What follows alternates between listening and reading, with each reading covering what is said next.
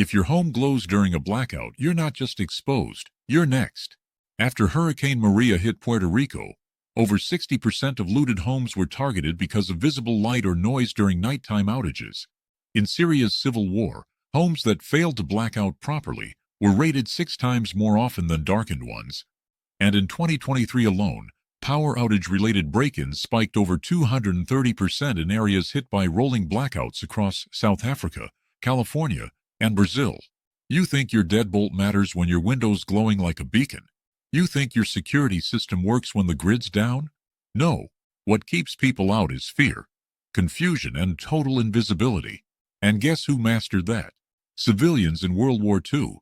People who blacked out their homes under the threat of bombs, tanks, and armed looters. They didn't have backup generators or Wi-Fi cameras. They had war tricks, tested in fire, rebuilt in rubble. And today you need those same tactics, because if the lights go out tomorrow, you won't have minutes to react. You'll have seconds. So here are the top 10 forgotten WWII blackout strategies that made homes impossible to loot, and that might just save yours. Let's get into it. 10.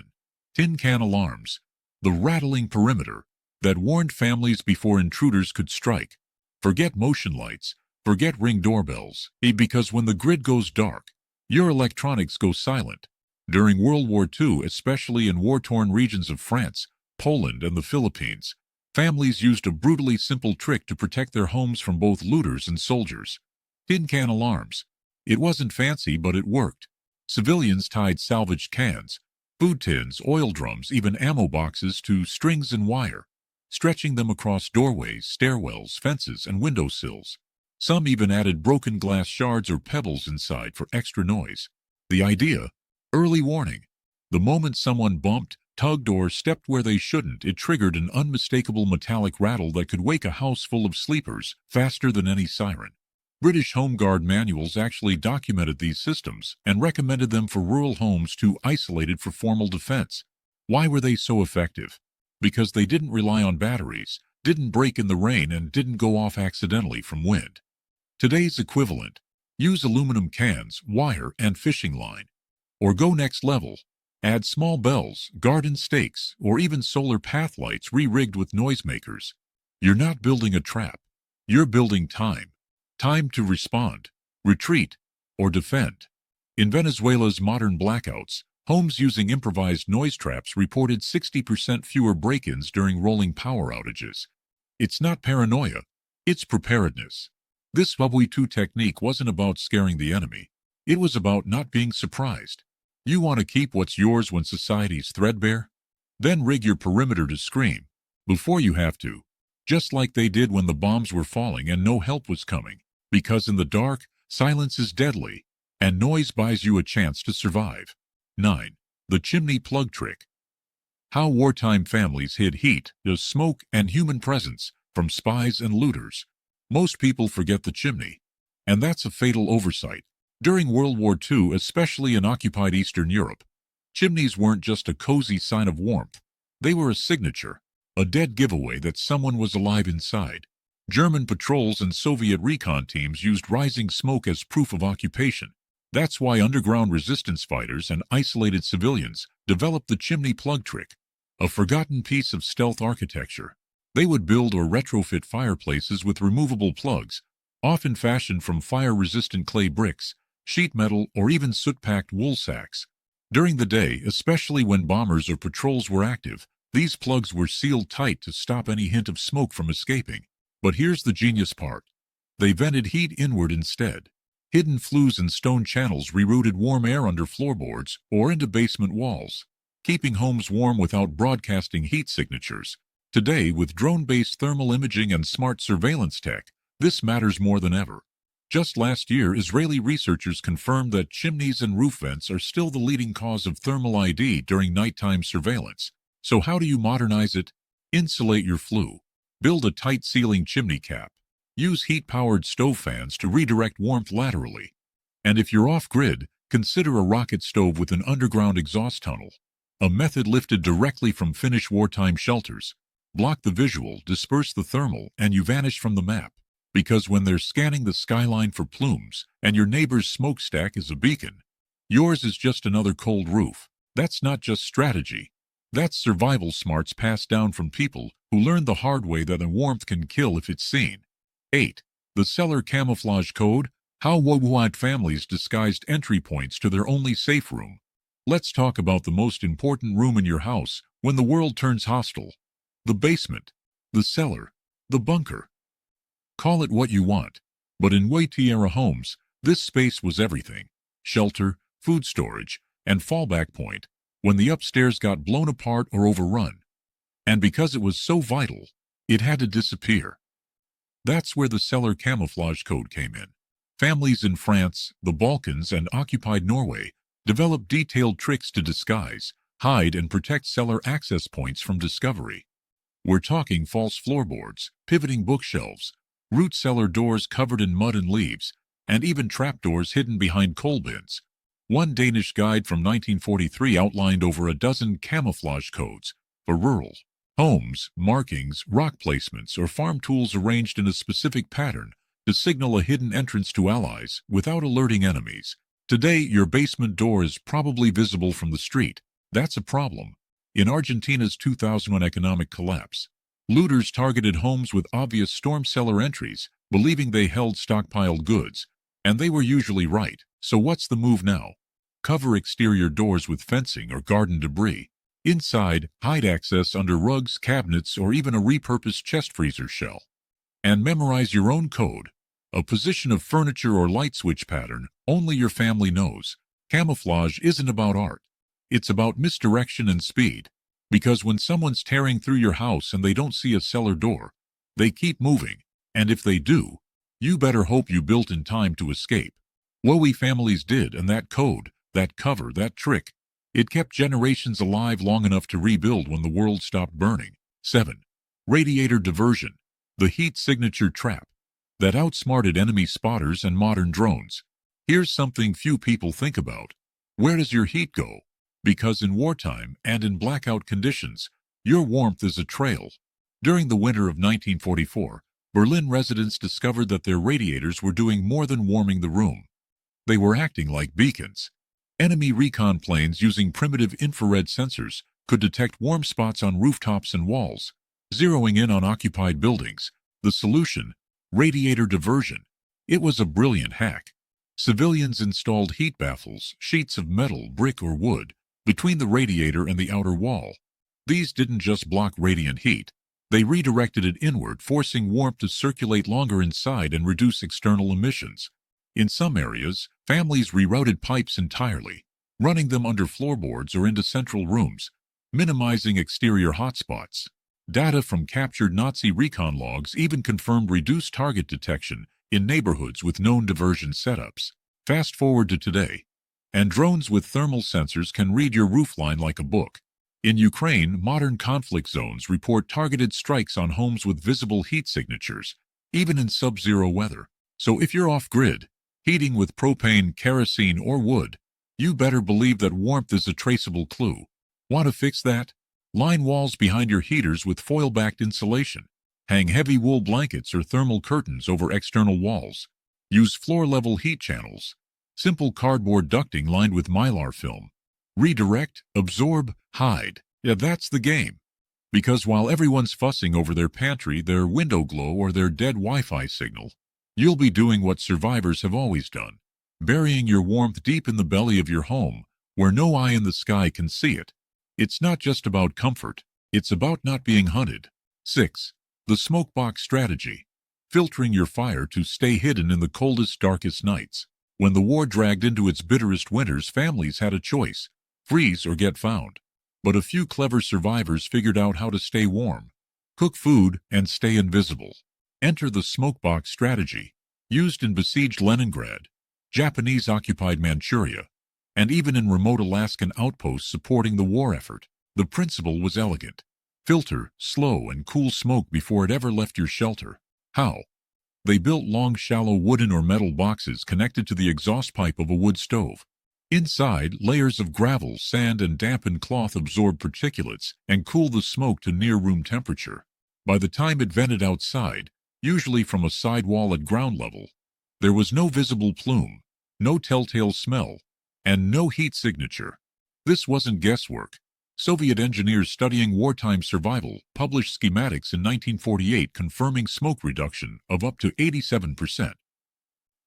Fast forward to now. Urban preppers in blackout-prone areas like South Africa and California are resurrecting the idea. You can use a metal trash can, cut an exit port, and line the inside with layered charcoal, dryer lint, and sand.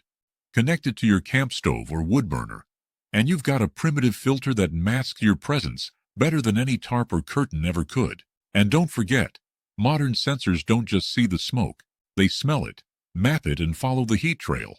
The smoke box strategy kills all three, in a world where one cooking fire can mean exposure. This wartime relic is your ace in the hole. Because when the world goes dark and cold, it's not the fire that saves you, it's knowing how to hide the smoke. 5. The barricade wall method. Turning furniture into bullet-stopping, loot-blocking fortress points. Here's the brutal truth nobody wants to admit. When civil order breaks down, your door is not the finish line. It's the starting point. And back in 1942 Warsaw or the Siege of Budapest, survivors didn't rely on locks. They built barricades. Not outside, inside, right behind the front door. Hallway corners, stairwells, any natural choke point. These weren't just haphazard piles of junk. They were engineered interior fortifications built from layered materials. Bookcases packed tight with water bottles to absorb kinetic force. Sand-filled dresser drawers and metal bed frames bolted into position. One Polish resistance manual even advised civilians to fill bathtubs and tip them onto their side as instant cover. These barricades didn't just stop bullets, they blocked fast entry. British Home Defense reports noted that improvised indoor walls could delay armed entry by up to 4 minutes. That's 240 seconds of life-saving time to retreat, reload, or escape through a back hatch. Fast forward to now. If someone busts through your door, what's waiting? Behind it? A welcome mat and an IKEA shelf, or a layered, looter-stopping wall of weight and resistance. Repurpose old furniture. Stack concrete pavers inside hollow bookshelves, and always build it waist-high, low enough to duck behind but strong enough to stop a swing. This isn't Hollywood drama. It's practical home-brewed defense used in every occupied zone from Belgium to the Philippines. And if you think the cops are coming when things fall apart, think again. When the sirens go quiet and shadows start moving toward your house, you'll be glad you turned your living room into a fortress. This is not about fear. It's about physics and how to use every stick of furniture you have to survive. 4. The sloped floor. Ruse. How tilted rooms and optical illusions tricked intruders into retreat. Now I'm about to tell you one of the strangest, most psychologically brilliant blackout home defense tricks you've never heard of. And it's 100% real. In WWII Germany and Czechoslovakia, resistance fighters and paranoid civilians developed what became known as the sloped floor ruse. It wasn't a security system. It was a deception. They would subtly modify the flooring of entry rooms to tilt at a slight angle, often no more than 5 to 10 degrees, toward the front door. Why? Because when looters or soldiers kicked in the entrance and stormed the first room, the slope created a false visual cue that made it seem like the entire structure was unstable or collapsing. The shadows warped, objects slid, and the eye naturally panicked. But here's the kicker. It worked. In reports recovered by post-war architects, German troops admitted avoiding homes with strange construction anomalies, suspecting booby traps or structural failure. In bombed-out neighborhoods, perception was everything. Today, you don't need to rip up your floorboards. Use visual misdirection. Angle your rugs. Hang picture frames slightly off-kilter. Paint false cracks or distortion lines near windows and doors. Add a tilted mirror reflecting a warped hallway. When someone kicks in your door and sees visual chaos, they hesitate. That second of confusion, it's yours to use. Combine it with motion-triggered lights that strobe or change color, and you've built a psychological minefield. Remember, most looters aren't trained soldiers. They're scared, desperate, and on edge. The sloped floor ruse preys on that fear, and in a crisis, fear is your best line of defense. Confuse them, scare them, and while they stumble backward, you slip into the shadows. That's not decor. That's psychological warfare from a generation that survived by outsmarting invaders. 3. The hollow wall cache. Why WWII families hid supplies in the walls. And you should too. Let's be clear about one thing. If you keep all your food, fuel, and valuables in plain sight, you've already lost the game. In World War II, especially during the Nazi raids in France and Soviet sweeps in Eastern Europe, families knew one truth above all. What they couldn't hide, they couldn't keep. That's why they built hollow wall caches, not just secret compartments, but entire false panels, collapsible sections, and removable floorboards that turned ordinary homes into survival vaults. Some families hollowed out beams behind fireplaces. Others disguised access points under wall-mounted clocks or inside bathroom cabinets. In one well-documented case in Holland, a family stored 6 months of rations inside the backside of a grandfather clock that had been rewired to open with a push. These weren't movie gimmicks. They were engineered to survive SS inspections and aerial bombings. Today, you can replicate this using modern tools. Install a false electrical outlet box. You can buy them for $5. Cut a drywall section behind furniture, hinge it, and line the interior with aluminum for thermal shielding. Store cash, keys, medicine, backup radios, even burner phones. And here's the bonus. These caches aren't just hidden. They're invisible to most thermal and EMF scans if properly insulated. Think you'll have time to negotiate with a looter when they're smashing up your kitchen? Think again. You'll be lucky if you can breathe. Hollow wall caches mean that even if your house is ransacked, the most critical supplies stay untouched. They're not paranoia. They're inheritance from a generation who hid everything because everything was being taken. Don't make your home a display case. Make it a labyrinth, because when the world turns hungry, the smartest families are the ones who vanish behind the drywall. 2. The oil trap threshold. How WWII families weaponize their front door without firing a shot. If you think your welcome mat is going to stop a desperate intruder, you're already behind. Because in bombed-out villages and blackout cities across Europe and Asia, civilians developed something far more sinister and stunningly effective. It was called the oil trap threshold, and it turned doorways into silent weapons. Here's how it worked. Families would dig a shallow trench, just 1 or 2 inches deep, directly behind the front door or just inside the frame. Into that trench, they'd pour a mix of motor oil, animal fat, and soot, sometimes thickened with ash or pitch. Why? Because when a looter kicked in the door and stepped forward, their boots slipped. They lost traction. They stumbled. And in that instant, they were vulnerable, easy to push, trap, or escape from. In several accounts from Warsaw and Shanghai, this trap bought civilians just enough time to grab a weapon or disappear. Some even added sharpened nails or broken glass beneath the slick, turning a misstep into an injury. Modern homeowners can replicate this today with kitchen oil, automotive fluid, or even petroleum jelly smeared onto rubber mats hidden beneath throw rugs. Not only is it invisible, it's deniable. If questioned, it's a spill, an accident, but to the looter, it's disaster. The U.S. Army's own urban combat manuals note that environmental disorientation is the #1 cause of hesitation during forced entry. That's exactly what this does. In the chaos of blackout crime, the advantage goes to the one who prepared for the first 3 seconds. So turn your entrance into a slip and slide of pain, because when law breaks down, nobody's going to clean up after you, and nobody's going to help you either. 1. The sound funnel chamber, the forgotten acoustic trap that made intruders panic and run. We've reached the top.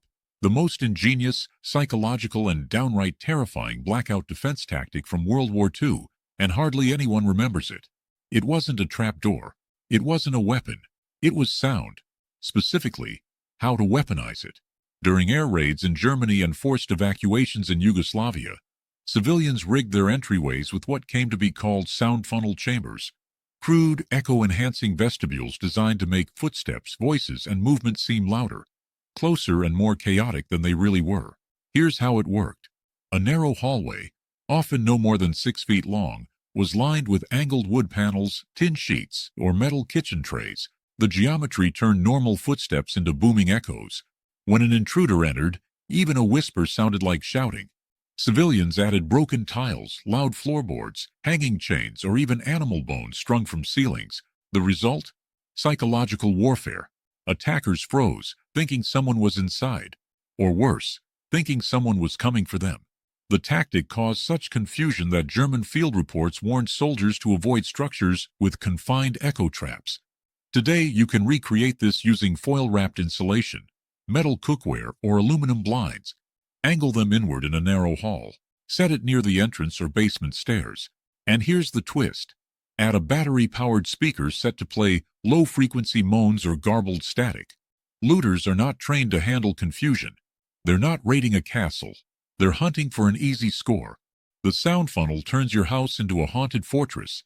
Echoes distort. Noise multiplies. And fear takes hold. That's how you win a fight before it starts. You don't just hide. You haunt. Because in a blackout, the loudest thing isn't always the most dangerous, but it sure is the scariest. And that's how WWII families survive the night. You've just unlocked tactics built in blood, tested under bombers, and buried by time. These weren't made in labs. They were made in desperation, by families who had nothing left but the will to survive. And now, you're the one standing where they stood. Because today's threats don't wear uniforms, they wear hoodies. They come when the lights go out. They scroll maps looking for the faintest glow, the weakest wall, the softest target. Don't be it. Blackouts are no longer rare, they're scheduled. In 2024 alone, over 4,200 blackout hours were logged across the U.S. grid, and every single one came with a spike in crime. So the real question isn't if the grid will fail. It's whether you'll be ready when it does. These WWII blackout defenses aren't history.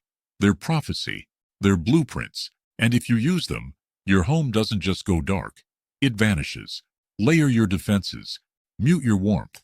Weaponize your shadows. Because when sirens stop, cell towers die, and flashlights start dancing across windows, the only thing that matters is what you prepared before it happened. So subscribe. Save this. Share it with someone who still thinks plywood and hope is a plan. Because when the next blackout hits, there won't be a warning. And now, you won't need one.